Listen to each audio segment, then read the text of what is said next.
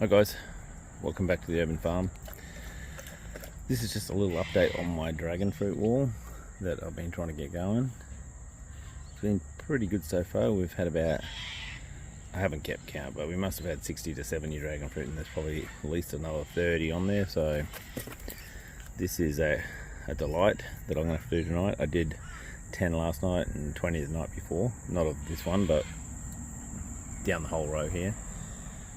This is actually mixed in with some, there is an Aussie Gold. Somehow I would put a Delight cutting in there as well. This is another one I'm going to open it tonight. This is the Desert King Hybrid. And that's the fruit there. They'll turn red. These ones take a fair while. I've got a bunch of Delights here that I've done over the last few days. And another few flowers here. Tonight. Frankie's Red is later. That'll sort of start flowering in autumn, which is good because we get some late season. And there is a bunch in here that I've only planted this year, like a Pelora. You can see it's put out its first shoot from the cutting that I got, so I'd say next year I might get a couple off each of those new varieties.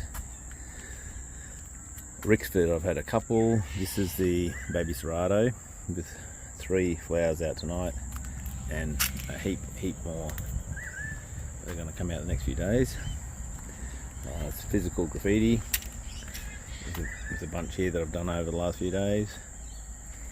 Have a bunch of Pink Panther fruit here, ready in a few weeks. More flowers. This is the Taiwan Magenta, and I'm sure I haven't put any other cuttings in here, but I've got one fruit that looks like that and one fruit that looks like that. This almost looks like a Dark Star, but the actual cactus looks similar to this one here. It's a bit darker because it's not in as much sun. Still got another Aztec Gem hanging on here, and then these ones are just, this condor's just started to grow this season. Up the back there I've got, oh, no idea white that we've picked a few off.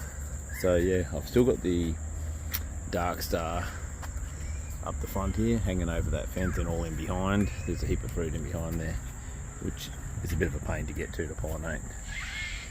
But this is my little wall here, sort of making use of space that I wouldn't have otherwise used against a retaining wall.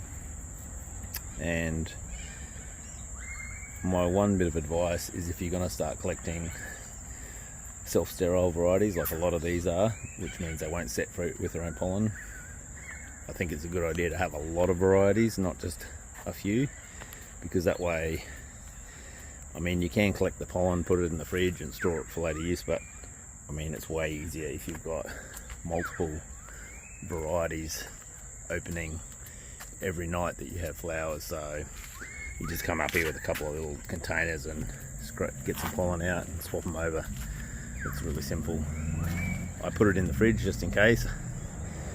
I have some open, one variety open by themselves, but yeah, I think the secret is not to get 5 varieties, get at least 10. And I think I've got about 30 varieties now, so the next few years we'll be getting a pretty bountiful harvest. Yes, that's that little update. Alright guys, I'll catch you on the next one.